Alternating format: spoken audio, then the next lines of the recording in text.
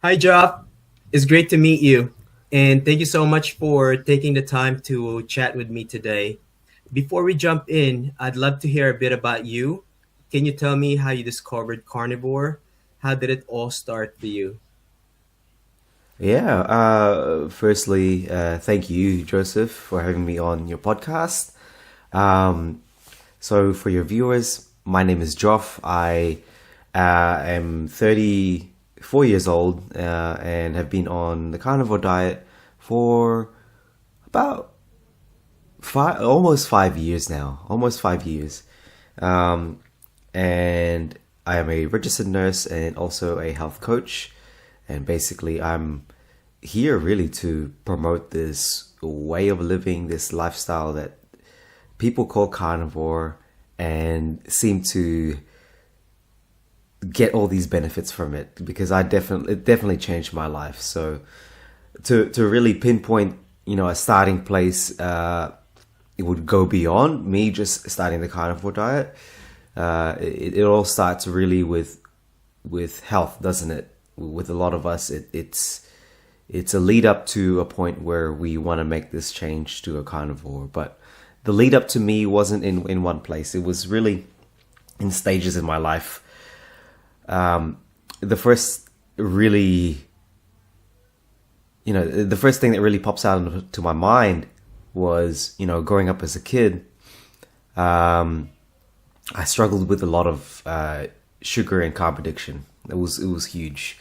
Now, I grew up in a Asian background. I'm Filipino by background, and it was a very standard, what you would say, Asian diet, which was rice heavy, and yes, you could say vegetables as well. But that was one thing I did like as a kid. But it was very rice and sugar heavy. There was a lot of sugar in my diet, and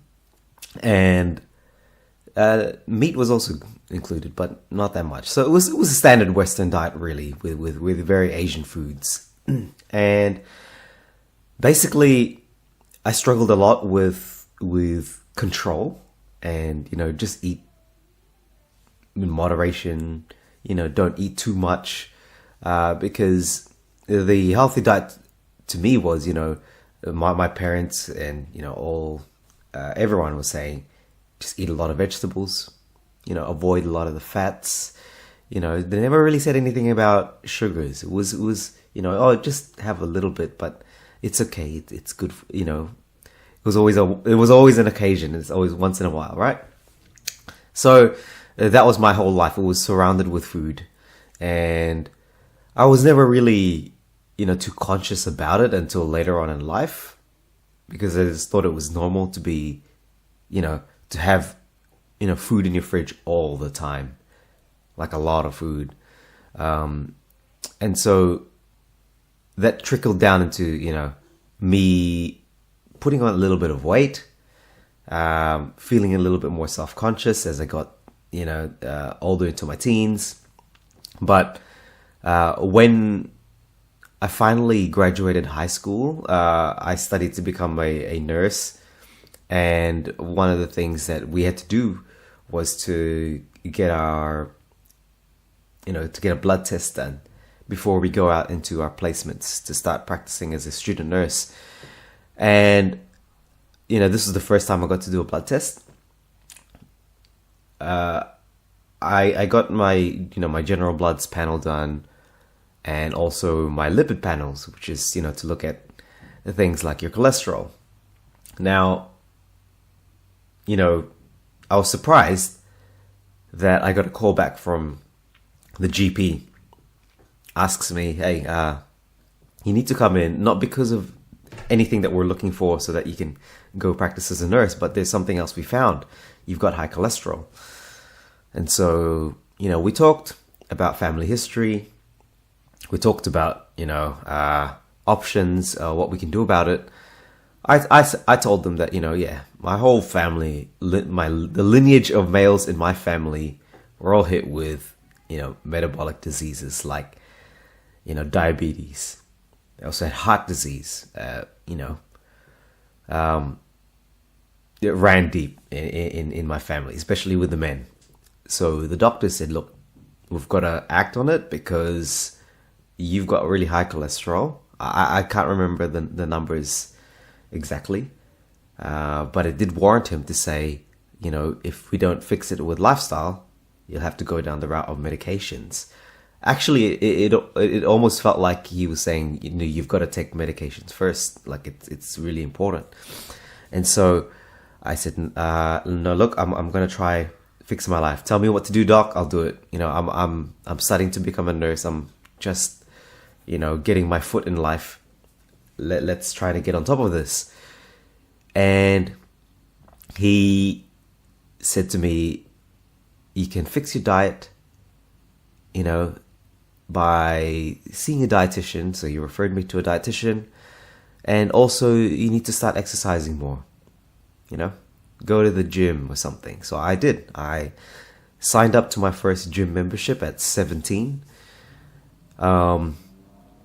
And basically from there, just went on a bit of a mission to live a healthy lifestyle. So, the dietitians, of course, were I thought were helpful at the time. They were telling me, "Oh, this is your diet. This is your meal plan. This is what you've got to eat. Basically, eat a low-fat diet, a lot of veggies, a lot of fruits, a lot of grains, and just just eat fish and chicken. Avoid red meat." It's basically a stock standard eat a Western diet advice. And I did that. And on top of that, I signed up to the gym, and I absolutely fell in love. It was a chance for me to work on myself, as they say, to really lock in. And, that was my life. It was gym and meal prep. It became this sort of bodybuilder style diet. And so I was feeling good. I was losing a little bit of weight. I was putting on muscle. But every time I got back to the GPs, every couple of months, there was no change. There was really no change in cholesterol. So whilst it was off-putting, it never really deterred me from trying my best to follow the advice. So I kept going harder at the gym, eating healthy foods. But the biggest challenges were, it was just so hard to stick to, being a sweet tooth, being a sugar addict. It was easy just to fall back into fall out of place. I only really stayed consistent in small little blocks at a time. It was like this diet cycle. You diet, you fall off. You diet, you fall off. And so, as the years went on, I just kept putting on more weight. I went back to the GPs. It was the same thing. You've got high cholesterol. Until they started hinting, hey, Joff, this is a bit serious now. Like, you keep coming back and there's no changes in your cholesterol levels. You may need to start taking medications. And I kept refusing. I keep refusing. But it started to become difficult to ignore because the symptoms started to show and the fear in my mind started to creep in. I started having high blood pressure. At first, it was the blood pressure issues. It was palpitations. Then as I started to put on a bit more weight, shortness of breath. And I knew, of course, as a nurse, I knew what these signs were. And these were the early signs of heart disease. It wasn't until later on in my 30s that later on in my late 20s, that I started to really feel the effects of lifestyle, or what I thought at the time was actually genetics. Because like I said, the doctors just kept saying, this is something that just keeps happening, and no, there hasn't been any changes in your markers. And so they started to ease it in there that this might be a genetic issue now. And so once I started to really, I wouldn't say give up, but it really got to a point where, I just said, I don't care. Like, diet's obviously not working, and I enjoy food.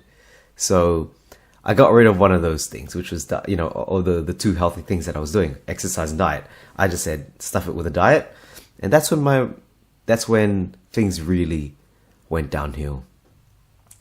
I started going, I started eating emotionally and just eating whatever my mind told me at the time. Also being a busy nurse, doing shift work, use food and alcohol a lot to cope with just life. And I started to,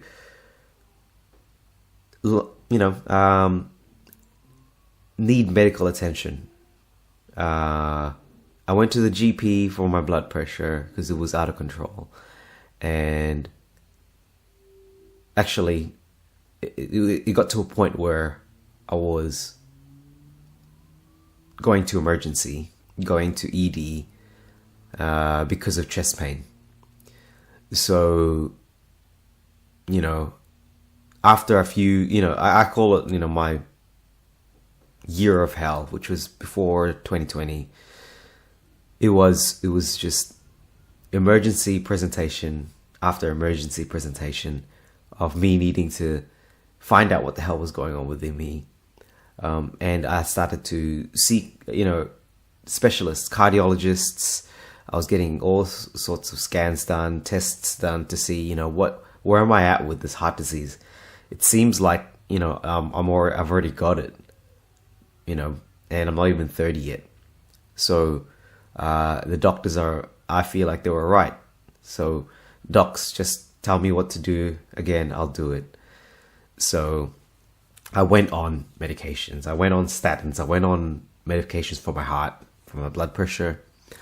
I also experienced a lot of joint pain. And it might be, a bunch of things in life that contributed to that. But nevertheless, I had severe joint pains, especially in my wrists. And yeah, I just wanted to find the solution. So medications, they helped with the blood pressure stuff. It helped with, just the peace of mind knowing that I've got myself covered. But physically, when you look from the outside in, it was just like I was not well. You could see it in my photos. I was overweight. I was obese. So, I still had to do something with that. I started deep diving into diets, looked online, what sort of diets are out there, that people are saying that helps with heart disease. And it was just the same things. It was really the same things that the dietitians said. So I tried, different variations of these style of diets. Mediterranean. I tried going vegetarian. I tried going vegan. And whilst, it had a little bit of success in terms of weight loss, it was very, very hard to stick to. Very hard. It was very upsetting for the stomach as well. Eating a lot of just, especially the vegan diet. It was very upsetting for the tummy. And, I kept looking online because that was, I'd exhausted all my options with the doctors, and I was already on a treatment plan. So what could I do? I'm seeing a cardiologist. And then I came across, actually, my workmates, one of my workmates messaged me and told me in person, watch this video. It's called Sugar, a Bitter Truth by Dr. Robert Lustig. And it was my sort of introduction to low carb keto. I kind of was skeptic about it because, as a nurse, I've always been told, oh, sugar is your main source of energy. Like, you can't just cut it out completely. And I'm hearing people on keto, like, going well below 20 grams of carbohydrates. I thought, no, this is insane. And the documentary, it really opened my eyes because it was the first time it linked sugar and inflammation together. And I thought that was interesting. Like I said, sugar, carbohydrates, it was an important nutrient that I thought, we all needed to survive. But, it took me a while to get into it. And when I finally did, it was one of those, let's just give it a Hail Mary moments. Let's just do it. I'm just going to give it a go. I've tried everything at this point. I tried calorie counting. I tried, all these plant-based diets. I tried intermittent fasting, and nothing is working. Nothing is sticking. The only thing that's getting me right now is that with this low-carb keto diet, I can eat bacon and eggs like all day. Like, that's so cool. So I thought I'll give it a go. I started to lose a little bit of weight after a few weeks. Nothing abnormal. I mean, I've lost weight in the past. Maybe this is, I don't know if this is sustainable or not yet. But the thing that stuck with me was the energy. I had this in my mind that carbohydrates were the main source of energy. But here I am cutting it out and not losing energy. I'm actually feeling okay. So, I must be doing something right. And so, naturally, as you're researching, as you're looking up these things online, you start deep diving into, how it all works. And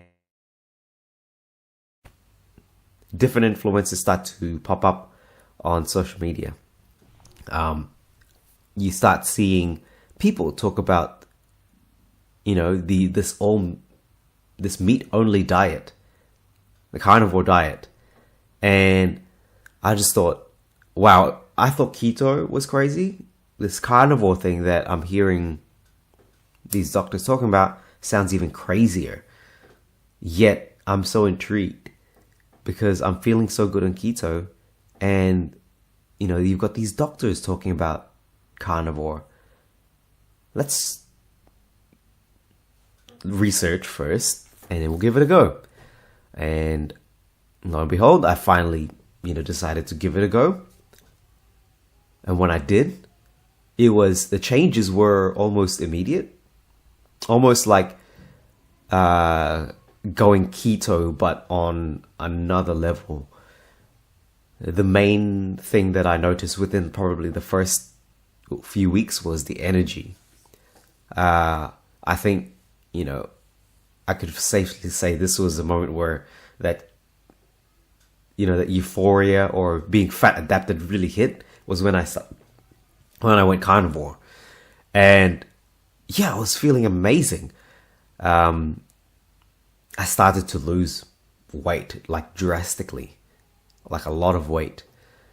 And yeah, within a few months, it really was it was a new way of looking at life, because this whole time I thought that what the doctors, the dietitians, what everyone was saying about diet was correct, but it seemed it was all wrong, because what I was feeling, what I was experiencing was something that I'd never experienced before, and it's not just weight loss and energy. There were other things too. It was like this mental clarity. You felt a lot calmer, the way that you deal with things in life. People say that they get this mental clarity. I was, felt like I unlocked something that, like a new state, of mind. So, which was amazing. Problems that I thought I never had, but now I realize they were a problem, was the bloating, the nausea, the gastrointestinal upset. I thought reflux was just a normal part of life, you know, but that was immediately gone when I went carnivore. I always thought that it was normal to, sit in the toilet for 2, 3, 4 times a day. Now my digestion is pretty much flawless. Like, I don't take massive dumps in the bathroom. It's just normal stools. And, things like the joint pain that I was experiencing all went away. I had relief of a lot of issues that I had as a kid, like eczema. And yeah, it was just like there was so much that changed in a short span of time. And by the time I knew it, like a year later, or probably less than a year, I even forgot to weigh myself because it was just, I knew I was losing weight. I'm like, I forgot to weigh myself for a few weeks to a few months. And when I weighed myself, I'm like, wow, I started off at about 100 kilos, probably a little bit more, which is, let's just say, 225 to between 225 to 230 pounds. And I went down to, at my lowest, I was 60 kilos, which is about close to 90 pounds of total weight loss. So, whilst that wasn't why I started the diet in the first place, it was just I wanted to fix my heart issues. The weight was astonishing. The weight loss was astonishing. But now going into the heart disease stuff, I got off my medications. I got off, my blood pressure dropped to normal. I no longer had the chest pain. And yeah, everything seemed to normalize from there. So, sorry, Joseph, I know that was a bit of a long one, but that's me in a nutshell. That's what got me to where I am with my health recently. And here I am, almost 5 years later. That's so awesome, Joff. I think your story is really inspiring because it takes real strength to break. Like you mentioned, your family pattern has a pattern of metabolic disease, like especially on the male side, right? And then instead of Yeah. accepting it, you look for ways to break it. I think that's really something, and it really, I think it took a lot of discipline because you mentioned you were doing keto. You were also doing, I think, what did I know? Mediterranean. What else? Mm. It was, you went vegan, calorie counting. There's so much more. And then, all these like are very hard pattern diets. And you went on it, like, you were looking for an answer. I think, you mentioned that you lost weight like here and there, like before with the other diets. So I think what stands out to me the most is that it's not because you're weight loss or maybe reversing diabetes. I think it's the mindset that you have because you're so disciplined. And then, even if things like fail, you look for another way. So I think that's really awesome. Yeah, I Mm. just want to jump into this next question because so when you got off your medication, what did your doctor said? Like, so you got all your pretty much your stabilize your health, without the medication. What was the initial reaction from the doctor? Actually, the doctor said it was dangerous. It was not a good response. And that's when I decided not to go back to the doctors because it seemed like there was a lot of bias towards the, well, you've got to eat a plant-rich diet. It was always about, finding that balance. Eating a lot of those saturated fats are bad. It's not good. So it wasn't, I knew that coming in. I knew that, and I don't think things are going to change anytime soon. So I decided to just take matters into my own hands and trust that I had done enough of my own research to know, what's good for me and what's not. Because there was one thing that stuck out to me when in going through my YouTube searches is that medical doctors aren't trained in nutrition. They aren't told or they aren't taught much about the human diet when they go through their training. And that's been widely, I guess, acknowledged by not just doctors in low carb, keto, or carnivore, but even in the plant-based space. You ask any doctor, how long have they trained, how long or how much nutrition training they got in their training, and they'll tell you not that much. So, respectfully to doctors, I think, when it comes to nutritional advice, they aren't qualified to talk about nutrition. And I do think as well that I think the better approach to it, in my opinion, is to empower people to educate themselves.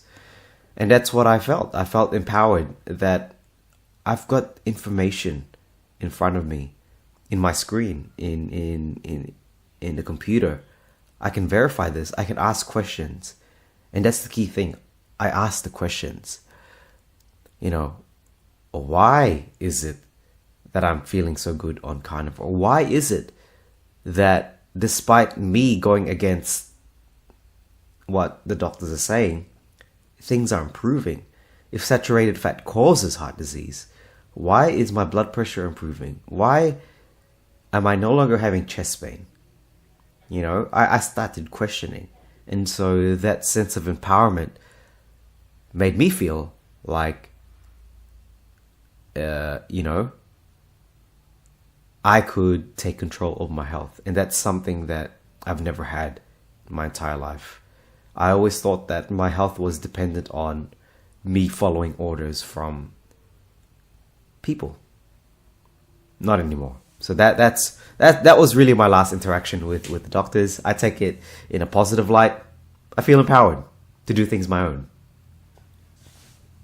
Yeah, that's another awesome thing, because you paid attention to I guess your body signal when you need to make changes, and it worked for you. I think that's really great. And also, like, going against the norm, but you would listen to your body instead. I really think that's awesome.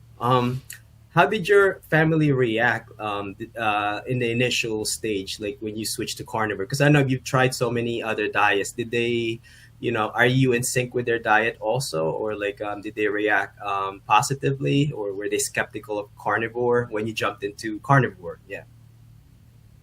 I look. I think initially it was a shock, and yeah, definitely, especially with my immediate family. My parents were quite worried. There were a lot of debates earlier on.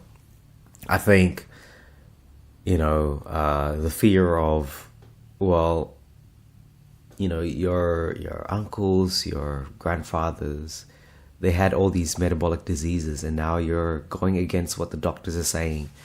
It is a worry.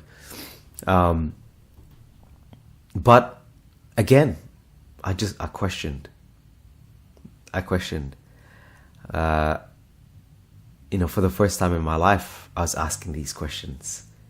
And so I naturally asked other people these questions. Well, why? Why is it that we look at it? Well, why is it that you think the heart disease is due to saturated fats? Why is it that, the Filipino diet, which is supposedly, more healthier than the Western diet, why is our family riddled with heart disease, diabetes, and all that? Why? And so a lot of these conversations were were long, and but I could never. I guess it was. I guess you could say it was tunnel minded. Like I just wasn't getting the answers.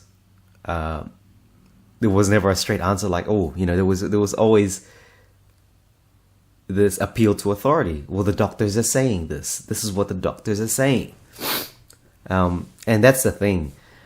Because we've been under the medical model for so long, there's been a lot of trust, not just in the last 100 years, but those who've got knowledge in health, in medicine.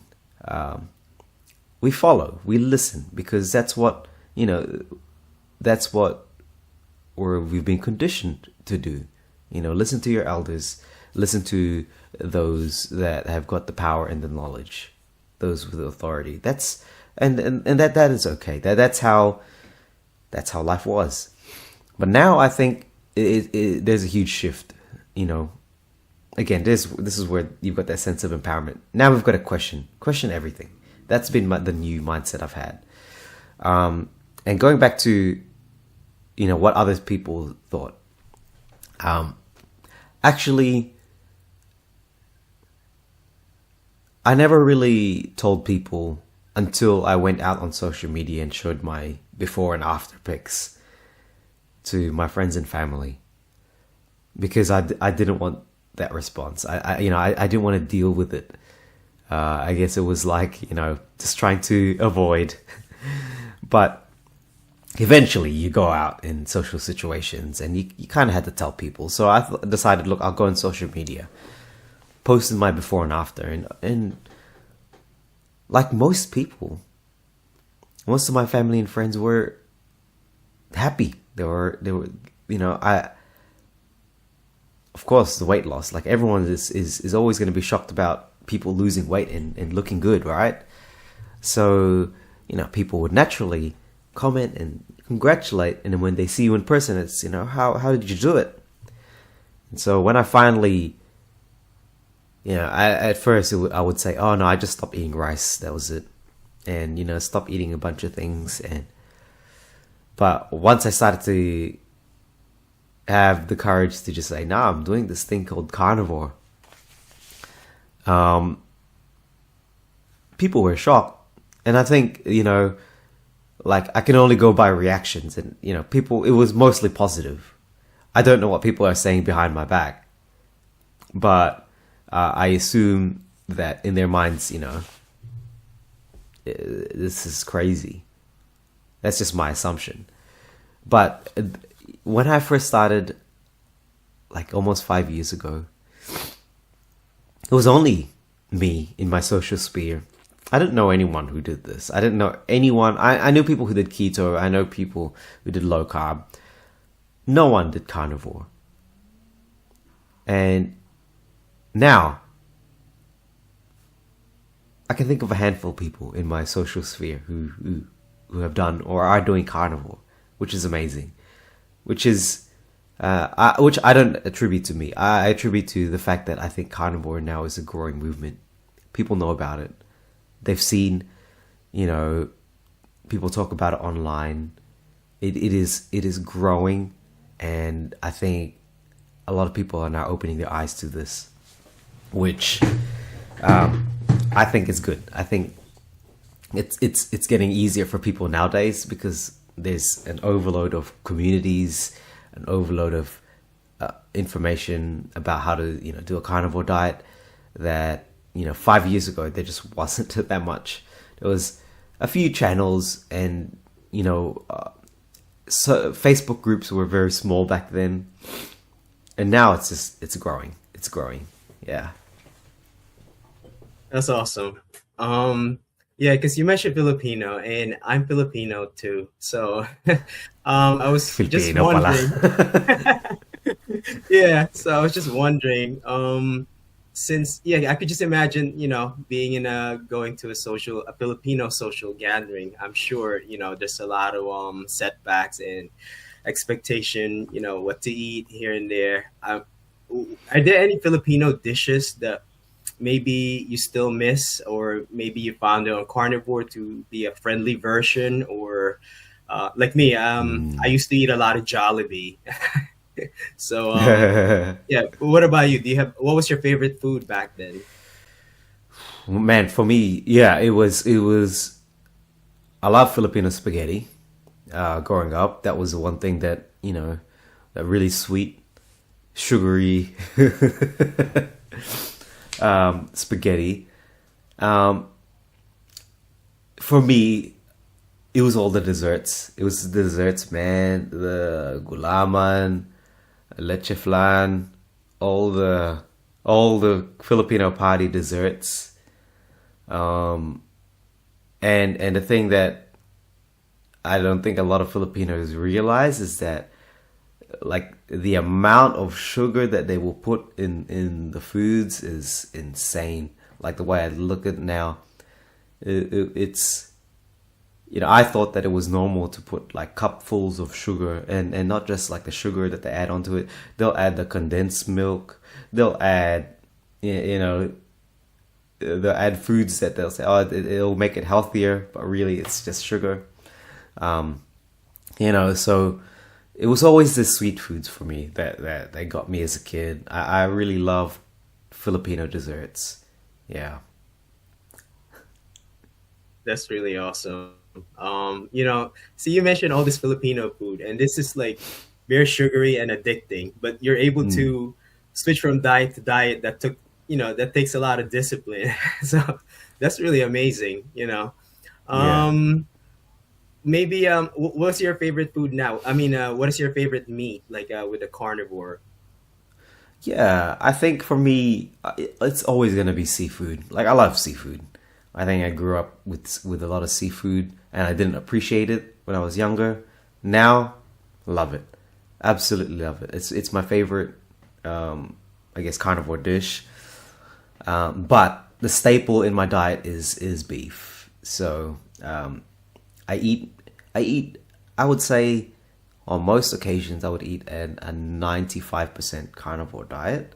The only 5% exception would be coffee. But meat, dairy, and eggs um, is my staple. With beef being the most consumed, and seafood I try to eat, you know, whenever I can. Uh, I think it's a good addition to the diet for just changing up flavor. I'm not a fan of chicken. Not a fan of. I actually no. I like pork. I don't. Not a fan of bacon. But pork I love, and lamb as well. So yeah, very very very carnivore. Uh, not not. I'm not always 100% strict. I never claim to be a 100% strict all the time. I think sometimes you do need to find the balance that works for you, especially, for me personally. I think there are going to be some situations where I just can't control what's around me. Like, for example, like we were speaking earlier, I went to Japan. Uh, in some moments you just cannot stick to 100%. Sometimes you have to settle with, you know, having a bit of spices, or, maybe at times having a little bit of rice. For me, the biggest thing that I say to myself is, so long as you bounce back to your routine and whatever is most sustainable for you, that is an upgrade to your previous lifestyle that was bringing you down, is most important. So that's another thing that I really, I've seen in the carnivore spaces online. And I think social media has a lot to do with this. It's provided us with this space to become connected with one another, but it also puts out a lot of opinions, and I think people are what I've seen recently in the carnivore community online, worldwide. There's a lot of dogmatic people. There's a lot of dogma. Um, all I say is this, like, just to keep it simple. we're on a health journey, all right? It's never going to be smooth. It's never going to be a linear progression. There's going to be ups and downs. And there's going to be some things that you have to navigate through, like your social life, your culture. Not everyone is going to be in the same journey. So long as you work towards a better you, that's what matters. Yeah, it. Carnivore is not a cult. It's not a cult. It's a way of living, and I think people need to acknowledge that everyone is in their own path. We're here to, and I think it's good to be supportive to each other. So that's why I guess leading up to why I became a coach. I just saw a lot of people online lost and also asking a lot of questions, and I struggled with sugar addiction, so I know how hard it is, and no matter what, people were just telling me, oh, just go straight carnivore. It took time, and so that's why I wanted to become a coach and help people navigate and support them through, the journey that they're on. Not so much just telling them what to do and telling them you just eat carnivore and that everything is fixed. It's a journey. It's I'm still in the journey. It's a forever journey for me. So, yeah. That's very impressive. Um, I guess looking back at the start of your journey, were there any mistakes you made, and how did you learn from them? That's a good one. Mistakes. I think I guess my personality has always been to take it, slow and to be cautious. So I was always very cautious. The biggest mistake I see people nowadays is just going carnivore straight away and not allowing a transition. And I guess the signs and symptoms vary, but what you hear mostly people talk about is, they get the keto flu, they get upset tummy, they get electrolyte issues. But there are also some cases that can range from, moderate to severe. Like the worst one I've seen was someone needing to go to hospital because they hadn't opened their bowels for about 2 weeks. So I think the biggest thing is, like I said, the internet is full of it. Like there's so many people with opinions, and it's great. It's amazing. But when it comes to more and more and more opinions, there's people that really take it a little bit, I won't say too far, but they feel that they've got the expertise to say, this is what you should be doing. And because it's worked for them, this other person should follow it. I think that can be dangerous in these circumstances, especially nowadays. Not everyone is in the same health. We've all been brought up differently, and there are many health issues that you've got to consider as well that you might be experiencing. So take everything with a grain of salt. Yeah, the biggest thing I see people is changing their diets too quick and not allowing an adaptation for electrolytes, for their gut microbiome. I think people are eager, which is good. But to me, I believe that it's about the long game rather than the short game.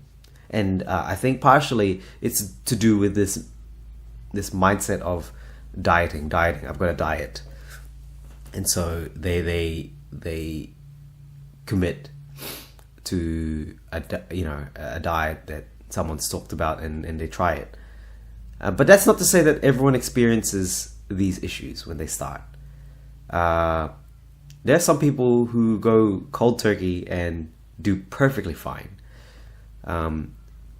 But for a lot of people that have had issues with their gut, um, it would be wise, I think, in my opinion, to just do it slowly over a few weeks. Take your time with it. Start off with, maybe cutting out just sugar and seed oils at first, then slowly cutting out the starch in your diet. And over 2, 3 weeks, you might even feel like, oh man, like I might as well just cut out the rest of all the foods, depending on how you feel. But, you know, it's all about the doing it safely, of course, and the long game, and also just testing how your body goes.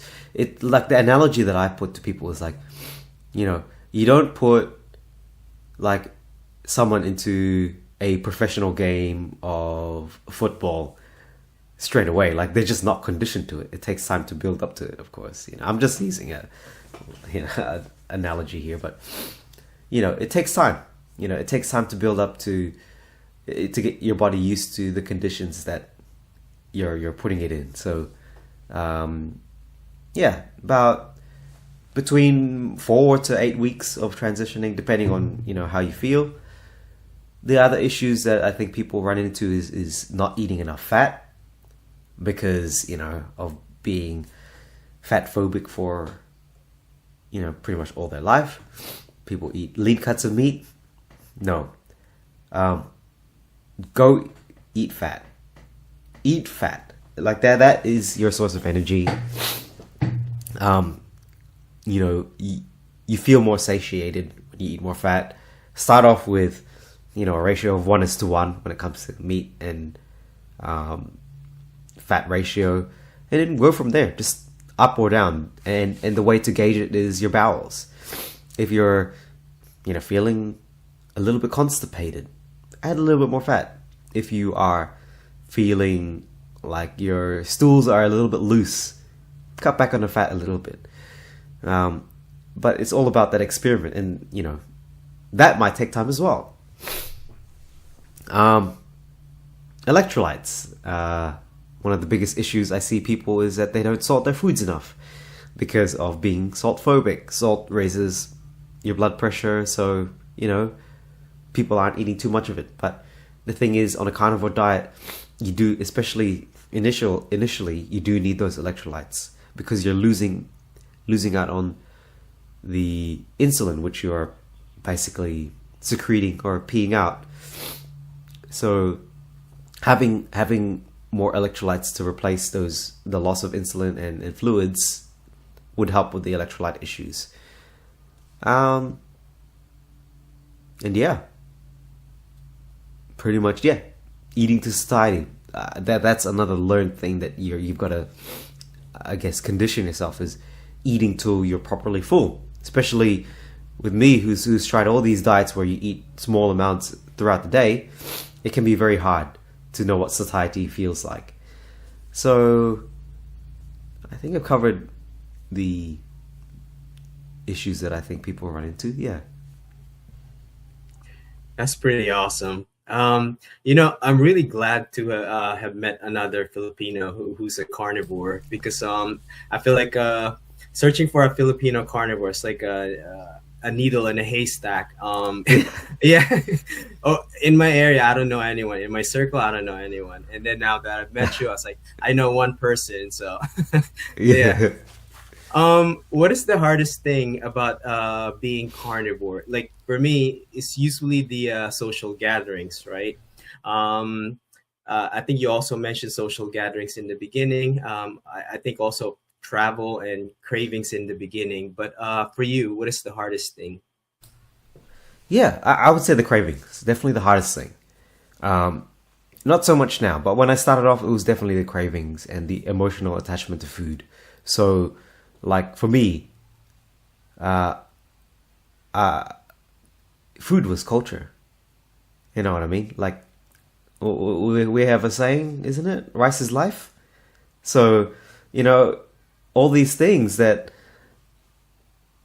I thought were a part of my identity, I was going to get rid of, all for the sake of dieting. So that mindset that attachment to food, to rice, was a hard thing to give up. You know, and it wasn't so much, you know, an outlook of me. Like, I wasn't really like attached to it, but it was what people would think. You know, I'd go to a party and Filipinos, oh, I can't live without rice. Oh, you're not Filipino anymore. You're not eating rice. Those things got to me. Like it triggered me. It was, oh, I'm losing a part of me. I was borderline alcoholic. Like, I love beer. I love alcohol. Like, I drank like almost every second day. And to be giving up alcohol was like, well, where's my, drink to calm me down, a drink to help me sleep. I don't have that anymore. The comfort. So all the comfort that was attached to food and giving it up was the hardest thing. But once you go through that discomfort and you start to experience the comfort of you actually achieving your goals, you feeling good, you feeling amazing, being driven because of a motivation, unmatched. And so that's what got me through the difficult times. I would also, the social situations are a struggle, but at the end of the day, what I keep telling myself is that no one really cares. No one cares about what's on your plate. They'll have comments and they'll say something, and 10 seconds later, the comment is gone. What's that comment gonna do to me, really? It at the end of the day, it's not what's going on their mouth. Someone might say, oh, that looks disgusting. You're just eating plain beef. So what? They're not the ones eating it. You are. So, I think, yeah, social eating, it's awkward is what it is. It is awkward at first, but you get used to it.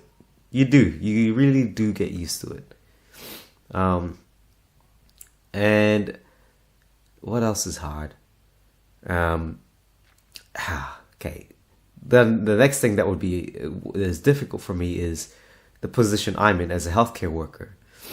So, as a nurse, I treat patients in a hospital setting, and seeing the conditions firsthand every single day.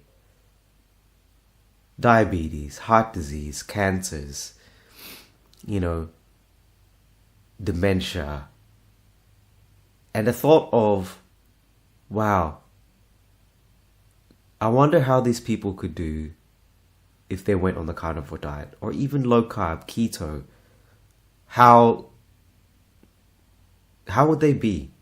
I've experienced the improvements in my life. I wonder if people who are sick in hospital, what would happen to them? And that's the bittersweet thing, knowing that there's not going to be much to change in healthcare because, it goes against the grain, carnivore, I don't think it's going to be mainstream anytime soon. But the flip side is, I feel empowered to talk about this. And I can see that other people like yourself, Joseph, and the hundreds, if not thousands, if not hundreds of thousands of people online are willing to do. They're willing to talk about it. And so that was a sweet moment for me because, well, if I can't help people about it in my job as a nurse, I can talk about my personal experiences. I can lead by example. And that's what I encourage people to do. If they've gone on a carnivore diet, they've experienced these benefits, they find it sustainable, Go into a podcast like The Hungry Mind Journey, or speak to someone about it online. Start a group, start a connection, and build a connection online. Build a connection with people around you and talk about it, because people will gravitate towards your experiences. Telling people what to do is something that I don't agree with. I think people don't like being told to do things. They want to feel empowered to do it themselves. And so when people see that you are talking about how amazing your life is and that you're living proof, people will want to try and do that. And that's been my outlook in life, basically. I don't tell people to do carnivore. I don't care if you do carnivore or not, but I'm doing it, and I want to show you just how you can do it. Yeah. Yeah, that's really awesome. Also, I think the one example you mentioned about the because you're in the medical field, medicine, and you see all these patients, and then you have all these thoughts in your head, like what if they're carnivore? What could have happened? Like you could have reversed like these issues that they're having, those patients. I think that's a very hard example. I think people generally everyone can pretty much relate, but I think it's a very hard example that you gave there. Yeah. um if you had to describe carnivore, like the impact on your life, what one word would you describe it and why? I would say it was life changing. Life changing. Uh, my life did a complete turn when I decided to go carnivore. Who I am now versus who I was, not just physically what you see, but mentally and spiritually as a person, is yeah, I was a completely different person. So it was life changing. Yeah. That's awesome. So knowing what you know now about carnivore nutrition, and you're also a health coach, so let's say you're in a social gathering, and one of your relative, family, friend asking for an advice. It's like, hey, Joff, I see that you're not eating other people's food, only what you brought. And you're having a very good result from what you're doing. Maybe can you give me an advice? Like, I just wanted to try it out. What should I do? So the first thing I would say is, ask me any questions, anything you'd like to ask. I'm an open book. But there's information all over the YouTubes and the internet. But start with a conversation. Why do you want to start? So, I'm always willing to answer questions whenever I can. And usually, people just want to know, how to start. Like, what are the basics? Like, how much do you need to eat? And what sort of meat do you eat? Where do you get your vitamins, your nutrients?